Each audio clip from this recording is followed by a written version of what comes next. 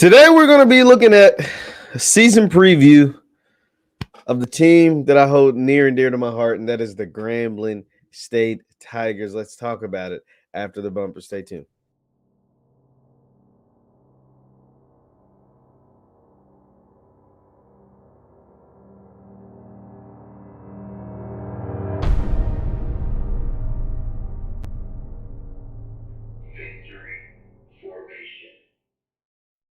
What's good people? My name is Jeff Lightsy, Jr. here with the Black Boss channel and Victory Formation. Thank you guys. Thank you guys for tuning in. Be sure to hit that thumbs up button, like, share, subscribe, notification bell because we upload every single day. Now, we're here to do a season preview of Hugh Jackson's club, the Grambling State Tigers, down in Grambling, Louisiana. Grambling is the biggest wild card, I think, in the entire SWAC because Grambling has a chance to be special. They brought in so many players. It's just whether the players are as good as advertised and are they going to be able to put it all together in year one.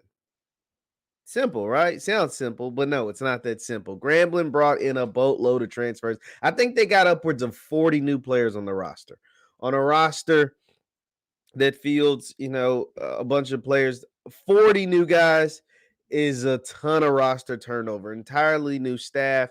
They went through 3 offensive coordinators, and now Hugh Jackson is just a few days away from playing his first game of the year against an FBS opponent in Arkansas State out of the Sun Belt. And we'll learn a lot about Grambling the first 2 games of the season because the first game of the season, they play a bottom-level FBS team in Arkansas State, but still an FBS team out of the Sun Belt. And then they play a non-conference FCS team out of the Southland in Northwestern State. So we're going to learn a lot about Coach Hugh Jackson and the Grambling State Tigers straight out the gate. Now, of course, the moment of truth is who is going to be the starting quarterback at Grambling.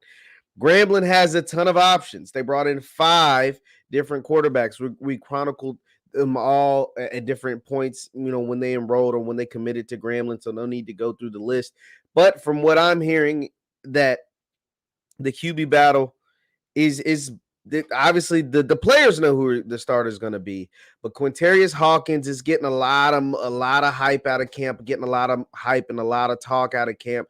Julian Calvez, the only true freshman on the roster at the quarterback position, is getting a lot of talk, and of course Chance Amy. So if I had to guess, I mean I would just pick 3 out of the 5, but one of those 3 are going to emerge and try out their first as QB1 come game 1 against Arkansas State. So whoever the quarterback is going to be, I think they're going to be a really good one because, like I said, you had a battle with 5 different guys throughout the spring and then going into fall camp.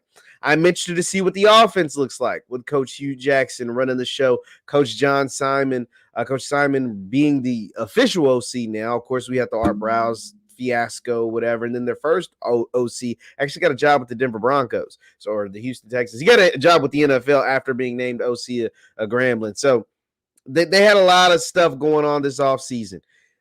But the offensive numbers are going to be key and critical because the offense for the G-Men last year just wasn't good. Let's take a look at some of the numbers from last year.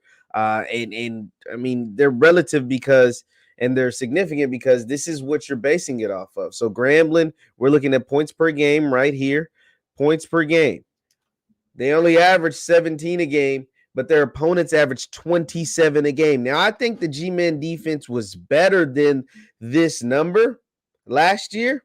It just the offense was so pathetic, was so bad that teams were allowed to, the defense had to be out there a ton. The time of possession is swayed heavily in the opponent's favor. The plays per game is swayed heavily in the opponent's favor from 2021. And so I think having Coach Jackson, Coach Simon, Coach Kincaid, the quarterback's coach, in a totally new offensive scheme will help this number, will help the defense a lot. And the influx of weapons the G-Men have brought in, right? Outside of the quarterback, like I said, they brought in 5 new quarterbacks. But you bring in 2 receivers, 2 freshman receivers that I think will make major impacts, and that is one being Ryan Pepins. I think there's no secret that he's going to be a baller, that they plan on using him quite a bit. The former Mr. Football out of the state of Alabama in the class of 2021, in the 2021 season. class of 2022. He's going to be a beast. Faison Wilson. So Ryan Pepins is smaller, scat, quick. Get the ball in his hands, make plays. And Faison Wilson's the bigger, big-time, deep threat wide receiver. Those two guys, I think, are going to make immediate impact without question. Whoever the new quarterback is, whether it's Hawkins, Calvez, Amy, any of those guys, they're going to love them some Faison Wilson, some Ryan Pepins, two true freshmen. I think also the stable of running backs. Grambling has brought in a ton of help in the backfield, like upwards of 4 or 5 new running backs. And those guys are going to help the quarterback out a ton as well. From Lamborghini to Maurice Washington to all the other guys in the stable of backs, the big time Division I transfers, the high school freshmen, true freshmen. Like Grambling has a ton of, they brought in so much offensive firepower at the skill positions, wide receiver, quarterback, running back, and on the offensive line. That offensive line has to be improved because the quarterbacks last year only averaged about 5 yards per pass. It's not going to get the job done. The offense only averaged about 4 yards per play. It's not going to get the job done. And that actually is what skewed, I think, a defense that I thought was better than the numbers show. But the defense brought in a ton of help. See, the reason why Grambling is the biggest mystery is because all of these guys that they brought in is new, not just to the program, but the coaching staff is new, right? So when JSU, Jackson State, brings in a bunch of new guys, we've at least seen the coaching staff operate in a spring year and then in the fall season last year that led, we saw them win a SWAC championship. Grambling, with their coaching staff being new and with all their players, well, a ton of their players, the significant pieces of the team being new, it's a big old question mark, but it is a question mark, and it is a team that I could see doing a lot of damage in the SWAC this year. Like I could literally see Grambling being the biggest sleeper in the entire SWAC because of the talent both brought in on both the offensive and defensive side of the ball. You have Mr. Anderson, who was an NFL prospect. You bring in the defensive back from Alcorn, who was a beast. You bring in a couple of Power 5 transfers in Devin Bush and Dante Starks from LSU and Arkansas, respectively. Like, his team, there's a bunch of guys I can't even mention because they brought, like I said, when you bring in upwards of 40 guys, it's going to be hard for me to remember every single player. But, man, this team could be special. Now, don't get it twisted. They don't get any breaks, right? Being in the same, being in this West, the West is wide open. The SWAC East is the tougher division this year, just based on paper, right? With Jackson State, with FAMU, with Alabama A&M, you got some tough teams. You got Valley in there. Valley is a team that's going to upset a lot of people. They're picked to finish last, but I don't think they will finish last. But in the West, it's a little more wide open. Alcorn's going through some rebuilding, some transition at quarterback. Grambling is going through a transition. Prairie View's got a new coach. They're going through a transition at the quarterback position. Southern's bringing in a new coach. They're going through a transition. Texas Southern is a team that was picked to finish last. So the entire SWAC West is up for grabs, and I wouldn't be surprised if Grambling came out on top in the SWAC West. I wouldn't be surprised. I picked Southern because I just think Southern has more experienced talent. I don't know if they have more talent than Grambling. I wouldn't dare to say that the Southern roster is more talented than the Grambling roster. I just think they have more experience, guys that have actually played and have a coach that's been in this system, that has a proven system that works in the SWAC. That's why I picked Southern. But don't sleep on the G-men. Let's take a look at the Grambling football schedule for this season. Like I said, the first 2 games are going to learn a lot about Coach Hugh Jackson. We're going to learn a lot about the new quarterback, even if they use multiple quarterbacks. We're going to learn a lot about Grambling in those first 2 games before they start SWAC play against Jackson State in week 3. But Arkansas State, an FBS opponent, a Sun Belt opponent on the road at night.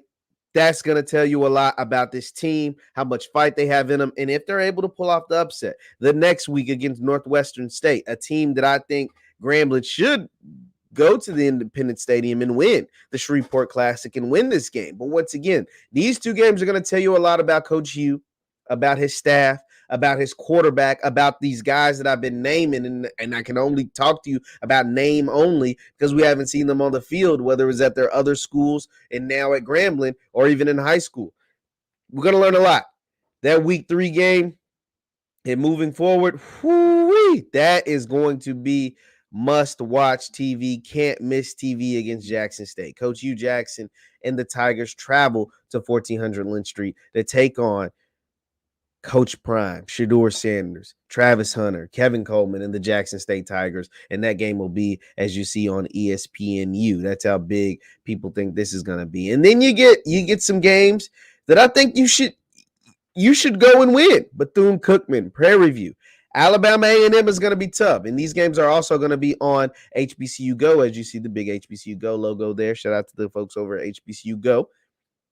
Prairie View, and then you get Alabama A&M. And by this moment, you get into the meat and potatoes of the schedule, in my opinion.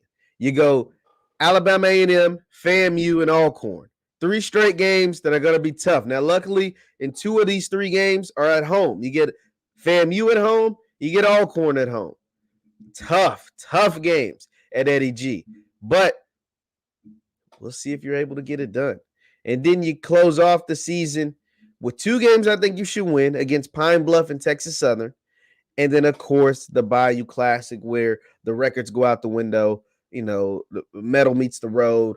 All hell breaks loose down in the Superdome in Louisiana and New Orleans. So this Grambling team, man, I'm picking them to finish second in their division behind Southern, second in the West. But I would not be surprised if Coach Jackson, if he gets that quarterback position right, and he's able to go out and win the SWAC West. Would not be surprised at all. I'm picking them to finish second anyway. Not picking them to finish third behind Alcorn. I'm picking them to finish second behind Southern and above Alcorn in the SWAC West because I believe in Coach Hugh. I believe in the Tigers. I believe in Grambling State. I believe that they're going to find the right quarterback. And I think these guys are going to put up a whole lot of points. Coach Hugh Jackson came on my show, my platform, and said, yo, y'all better make sure them scoreboards are working this year because we plan on lighting up the scoreboard this year. And I believe them because they have the players in the stable. They have the horses in the stable to make it happen. Leave your thoughts in the comments down below on Grambling. I see Grambling winning like 8 games. I see them winning roughly around 8 games that they're playing. They're playing a what? A 1, 2, 3, 4, 5, 6, 7, 8, 9, 10, 11 game schedule. 8-3, 9-2. The only for sure losses. That Arkansas State game is going to be tough. I think they'll lose to Jackson State. And I think they lose to Southern. That's 3 losses. In FAMU. FAMU, depending on what they have. Depending on what they have going on. So out of 11 games, I could see 8-3, 7-4. I wouldn't be surprised if they came out and got that shock upset win over Arkansas State in week 1. We have to wait and see. If they pull that off, Jackson State, FAMU, and Southern. 8-3 for Grambling. I think they finished second in the West. Leave your thoughts in the comments down below on the G-Men, on Coach Hugh Jackson in year 1 for Grambling. I see them finishing second in the SWAC West, but wouldn't be surprised if they win the whole darn thing. Once again, my name is Jeff Lightsy, Jr. with the Black Boss Channel and Victory Formation. Thank you guys for tuning in. Hit that thumbs up button, like, share, subscribe on your way out, and I'll see you next time. Peace.